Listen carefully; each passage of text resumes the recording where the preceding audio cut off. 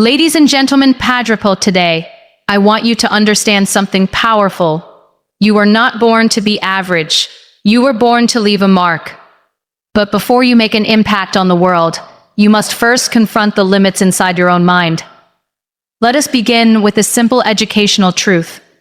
Every human being operates according to the beliefs they accept as facts. If you believe you are weak, your brain searches for evidence of weakness. If you believe you are capable, your brain activates creativity, courage, and persistence. Science calls this cognitive conditioning. I call it responsibility. Your story, yes. The painful chapters too, is not your shame. It is your qualification. Many people try to hide their scars, but scars are proof of survival. Instead of asking, why did this happen to me? Ask, what is this teaching me? When you shift the question, you shift the direction of your life. Now let me educate you about limits. Most limits are not physical. They are psychological boundaries created by fear, comparison, and past failures. The brain is designed to protect you, not to grow you. Growth requires discomfort. That is why breaking limits feels frightening. Your comfort zone whispers, stay safe. Your purpose whispers, move forward. Pain is a teacher, but it is a strict teacher. If you ignore its lesson, it repeats the class. Failure is feedback. Rejection is redirection. And obstacles are training grounds. When something difficult happens, your reaction determines whether it becomes trauma or transformation. Emotionally intelligent people pause and ask, what skill is this situation demanding from me? Patience, discipline, courage, forgiveness, self-belief is not positive thinking. It is disciplined thinking. Every day you must correct your internal dialogue. Replace I can't with how can I. Replace it's impossible with what is the first step. Education is not only what you learn in school, it is how you train your mind daily. Let us talk about impact. Making an impact does not begin with fame or money. It begins with responsibility. When you take ownership of your actions, your habits, your reactions, you stop being a victim of circumstances. Blame makes you powerless. Responsibility makes you influential. Do you want to break limits? Then stretch yourself intentionally. Do one uncomfortable thing every day. Speak when you are afraid. Learn when you feel inadequate. Try when you fear failure. Confidence is not built by waiting. It is built by doing. And remember this, comparison is the fastest way to destroy potential. Your journey is unique. Someone else's success does not reduce your chances. Focus on progress, not perfection. Small daily improvements create extraordinary results over time. You are stronger than your excuses. You are bigger than your fears. And you are more capable than your doubts suggest. But strength grows only when exercised. Courage grows only when used. Impact grows only when shared. So today, decide to stop negotiating with your limits. Decide to use your story as fuel. Decide to educate your mind, discipline your thoughts, and challenge your comfort zone. Because the world does not need another person playing small. The world needs you. Brave, responsible, resilient. Breaking limits and making an impact that only you can make. Listen carefully. Your story is not your weakness. It is your power. And I want you to feel this, not just understand it. Every experience you have lived through, every rejection that made you cry at night, every betrayal that broke your trust, every failure that embarrassed you, that is not evidence that you are incapable. That is evidence that you survived. And survival builds strength. So many people spend their lives hiding their past. They whisper about it, they feel ashamed of it. They try to rewrite it. But let me tell you something powerful. The chapter you are most embarrassed about may be the chapter that gives someone else hope. When you accept your story, you take back control. When you deny it, it controls you. Look at the journey of Muniba Mazari. She did not choose tragedy. She did not plan hardship. But she chose her response. And that response transformed pain into purpose. That is the difference between a victim and a leader. A victim asks, why me?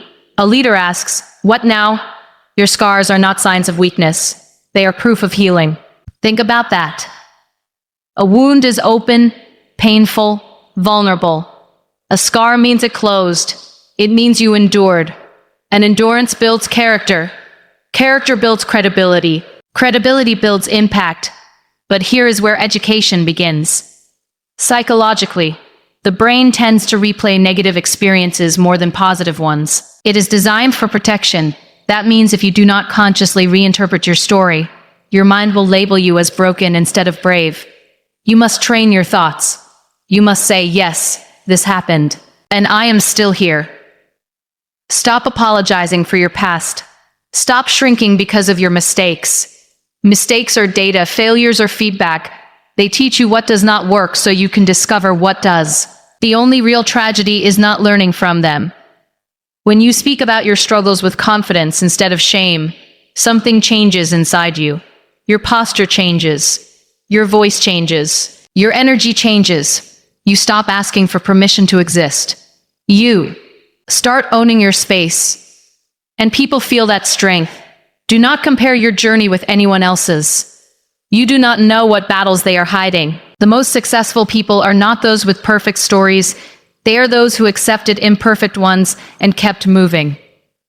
Your pain can either imprison you or prepare you. The choice is yours. If you see yourself as damaged, you will act small. If you see yourself as developed through difficulty, you will act with courage. So stand tall in your story. Speak about it without trembling. Speak about it without trembling.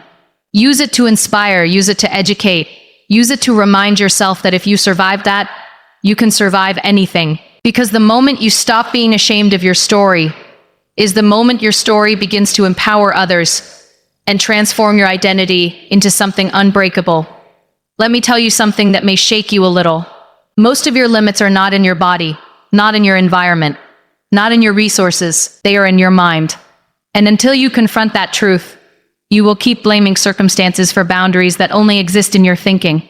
A physical limit is real, but a mental limit, that is a decision repeated so many times that it feels like a fact. You tried once and failed, so now you say, I'm not good at this. Someone rejected you, so now you say, I'm not worthy. You struggled publicly, so now you say, I'm not able. Do you see what happened? An event became an identity. Your brain is powerful, but it is also protective. It wants safety. It wants familiarity. It wants routine. So the moment you attempt something uncomfortable, it sends you fear. Fear is not always a warning of danger. Sometimes fear is a sign of growth knocking at your door. But because you misinterpret it, you step back instead of forward. Listen carefully. Comfort zones are beautiful prisons. They feel safe, but they shrink your potential. Inside your comfort zone, you feel secure. Outside it, you feel uncertain. And that uncertainty is exactly where expansion happens. Muscles grow by resistance. Skills grow by repetition. Confidence grows by action. Nothing expands in comfort. Think about people who have faced real physical limitations and still shattered expectations. Look at the courage of Muniba Mazari. When life changed her body, she refused to let it change her belief in herself. That is power. That is proof that the strongest limits are not external, they are internal. When you say, I can't, ask yourself, can't or won't. Be honest. Many times it is not incapability, it is fear of failure. And failure feels painful to the ego. But avoiding failure is avoiding growth. Every expert was once inexperienced. Every confident speaker was once nervous. Every successful person was once doubted. Your mind believes what you repeat. If you constantly repeat your limitations, they become permanent in your behavior. If you repeat possibility, your actions begin to align with courage. This is not fantasy. This is psychology. Thoughts influence emotions. Emotions influence actions. Actions influence results. Change the first step and you change the outcome. Stop labeling yourself with old experiences. You are not your past performance. You are your current decision. The moment you decide to think differently, you begin acting differently. The moment you act differently, you create new evidence about yourself. Do not wait to feel ready. Readiness comes from movement. Start small if you must, but start. Challenge yourself daily. Speak when you would normally stay silent. Try when you would normally quit. Learn when you would normally call in. Learn when you would normally complain. Because the only true prison is the one built inside your own mind. And the key has been in your hands this entire time, waiting for you to unlock it and step into a version of yourself that has been stronger all along. Pain is not your enemy. Pain is a messenger. And the moment you understand that, everything changes. Because pain will either educate you or defeat you. And the difference is not in the intensity of the pain. It is in the interpretation you give it. Listen to me carefully. When something hurts you, rejection, betrayal, failure, loss, your first reaction is emotional. That is human. You feel anger. You feel sadness. You feel confusion. But after the emotion comes a decision, and that decision determines your future. You can say, this broke me, or you can say, this built me. Or you can say, this built me. The same event, two completely different outcomes. Pain exposes your weak areas. It shows you where you lack boundaries. It reveals where you depended too much on people's approval. It uncovers habits that are self-destructive. That exposure feels uncomfortable, even humiliating. But education is uncomfortable. Growth is uncomfortable. Transformation is uncomfortable. Look at the life of Muniba Mazari. Her pain was visible, physical, life-altering. She had every reason to surrender to bitterness, but she chose interpretation over self-pity. She chose purpose over resentment. That is not luck. That is mindset. That is emotional discipline. Let me teach you something powerful. Pain demands reflection. Instead of asking, why is this happening to me? Ask, what is this teaching me about myself? Maybe it is teaching you resilience. Maybe it is teaching you patience. Maybe it is teaching you patience. Maybe it is teaching you to value yourself more. Pain always carries a lesson, but only humble minds receive it. If you avoid pain, you avoid growth. If you numb it, you delay the lesson. Some people escape into distractions, scrolling, complaining, blaming. But distraction is not healing. Reflection is healing. Responsibility is healing. Facing your emotions instead of running from them is healing. Pain can either harden your heart or strengthen your character. Hardened hearts become bitter, defensive, closed. Strengthened character becomes wise, compassionate, powerful. And the difference lies in your response. When you fall, don't stay on the ground analyzing who pushed you. Stand up and analyze how you can become stronger. When someone disappoints you, do not let it define your worth. Let it redefine your standards. When you fail, do not label yourself as incapable. Label the strategy as ineffective and improve it. Pain is temporary when it becomes a teacher. It becomes permanent when it becomes your identity. You are not your trauma. You are the person who survived it. And survivors are not weak. They are trained by experience. Every challenge you overcome increases your emotional intelligence. Every obstacle you face increases your confidence. Because once you endure something difficult, your mind says, if I survived that, I can survive more. That is power. That is inner education. So do not waste your suffering. Extract wisdom from it. Extract discipline from it. Extract clarity from it. Because pain is inevitable in life. But being defeated by it is optional. And the moment you choose to learn instead of collapse is the moment your struggle transforms into strength that no one can take away. Self-belief is not magic.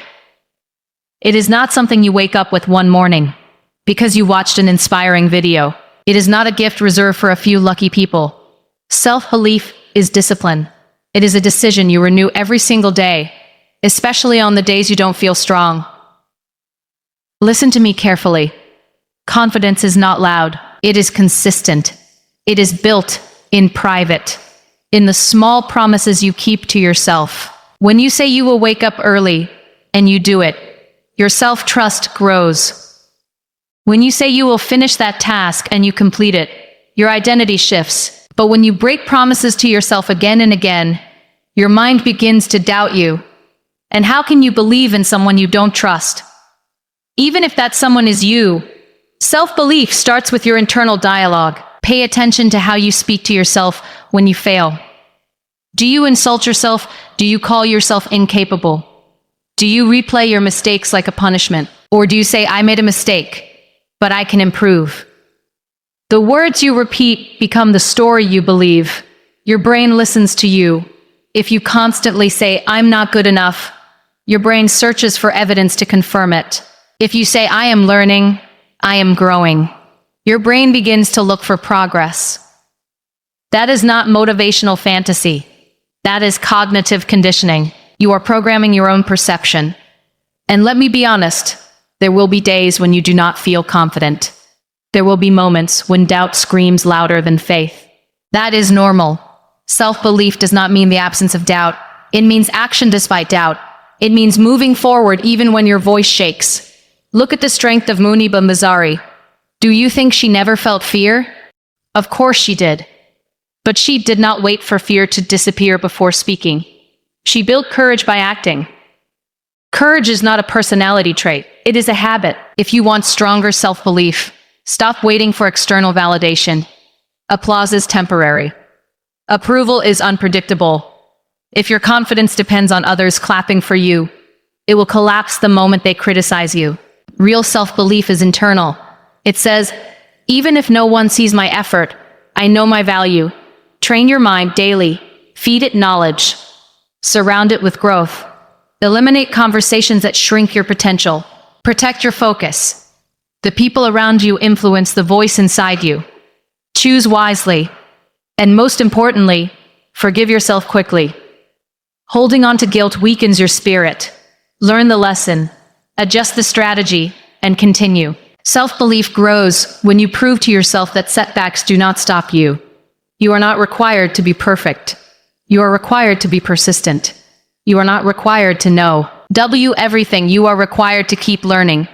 And every time you choose discipline over excuses, action over fear, growth over comfort, you are strengthening the foundation of self-belief that will carry you through storms and challenges without collapsing under pressure. Impact does not begin when people applaud you. Impact begins the moment you stop blaming others. Responsibility is the birthplace of influence.